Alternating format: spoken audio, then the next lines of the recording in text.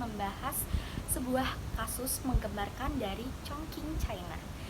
Kasus ini sangat tragis karena tentang pembunuhan dua balita oleh ayah kandung mereka sendiri, yaitu Zhang Bu dan kekasihnya yaitu Ye Chengchen.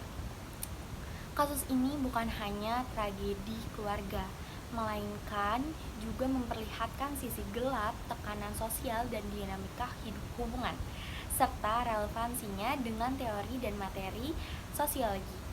Yuk kita kupas lebih dalam kasus ini. Jadi teman-teman, kasus ini bermula ketika Zhang Bu memulai hubungan terlarangnya dengan Ye Chengchen sembari menyembunyikan fakta bahwa ia telah menikah dan memiliki dua anak. Ye Chengchen yang mengetahui fakta tersebut akhirnya meminta Zhang Bu menceraikan istri sahnya. Tanpa basa-basi, Zhang Bu menceraikan istri sahnya pada bulan Februari 2020. Pengadilan perceraian memberikan hak asuh anak kepada ibu kandungnya, yaitu Chen Meilin, dan juga Zhang Bu. Chen Meilin mendapatkan hak asuh anak perempuan yang berusia 2 tahun, yaitu Zhang Ruise, dan Zhang Bu mendapatkan hak asuh anak laki-laki, yaitu Zhang Yanghui pada usia 1 tahun. Akan tetapi ketika Zhang Yanghui berumur 6 tahun, hak asuh menjadi kepada ibu kandungnya. Jadi Zhang Bu itu hanya mengasuh anak hingga 5 tahunan. Akan tetapi Ye melihat kedua anak mereka sebagai hambatan di masa depan. Akhirnya Ye mendesak Zhang untuk menghilangkan penghalang tersebut. Ia bahkan mengancam akan putus jika keinginannya tidak dipenuhi. Desakan demi desakan untuk Zhang Bu, akhirnya pada November 2020 Zhang Bu melemparkan kedua anaknya,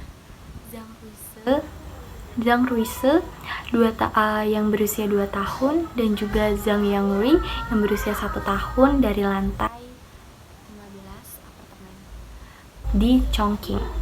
Itu benar-benar yang dengan tangan mereka sendiri, mereka lempar anak, ayah kandungnya tuh melempar anaknya langsung ke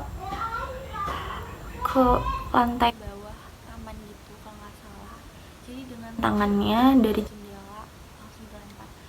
Setelah kejadian itu, Zhang Bu itu dari rekaman videonya berpura-pura berduka.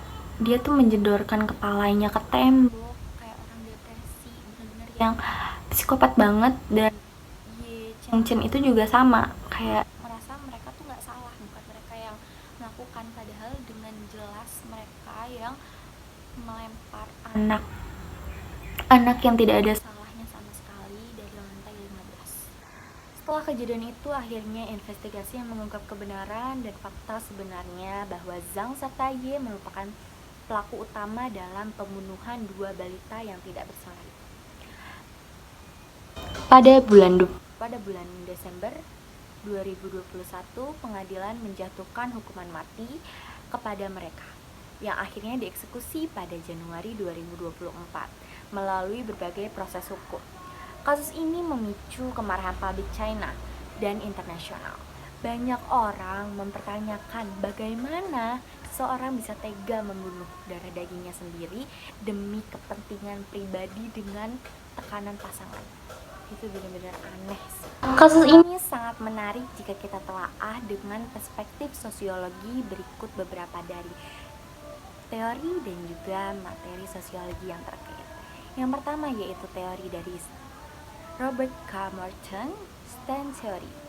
Teori ini menjelaskan bahwa ketegangan atau ketekanan muncul ketika seseorang merasa terjebak antara tujuan sosial yang ideal dan cara-cara yang tersedia untuk mencapainya. Di sini tekanan dari Ye yang menginginkan hubungan tanpa beban, yaitu anak, mendorong Zhang untuk tindakan kriminal yang ekstrem. Teori dari Howard Baker yaitu labeling theory. Setelah kebenaran terungkap, Masyarakat melabeli Zhang dan Ye yaitu sebagai monster dan tidak manusiawi. Pembelaan ini memperkuat stigma sosial dan mengukuhkan persepsi negatif terhadap. Dari sosiologi lainnya yang terkaitnya teman-teman, yaitu penyimpangan sosial. Tindakan Zhang merupakan bentuk penyimpangan sosial karena sangat melanggar norma hukum dan nilai-nilai kekeluargaan yang harusnya memberikan perlindungan dan kasih sayang. Lanjut kita ke nilai dan norma dalam keluarga.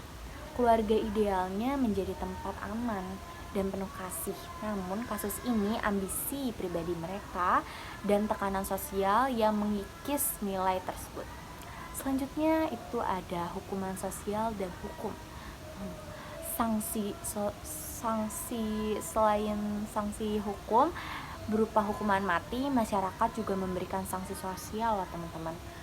Nah, memulai ancaman dan pembelaan negatif terhadap para pelaku. Untuk penyelesaian dari kasus ini, setelah penyelidikan mendalam, Zhang dan Ye diadili di pengadilan pada Desember 2021 dan dijatuhi hukuman mati. Meski mereka sempat mengajukan banding, keputusan hukum mati tetap ditegakkan. Eksekusi pun dilaksanakan pada Januari 2024. Peran media dan respon publik yang besar turut mendorong proses hukum agar keadilan.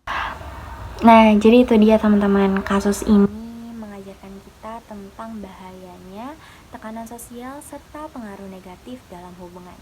Kita perlu merenungkan betapa ekspektasi sosial dan norma keluarga dapat menekan individu hingga mengambil keputusan yang sangat ekstrim. Bagaimana seharusnya peran masyarakat dalam mengawasi serta mencegah tragedi semacam ini terjadi lagi? Pertanyaan ini dapat membuka ruang diskusi untuk kita bersama. Sekian pembahasan kita hari ini, sampai jumpa di episode berikutnya. Tetap kritis dan peduli terhadap isu sosial di sekitar kita ya guys. Terima kasih sudah mendengarkan, bye-bye.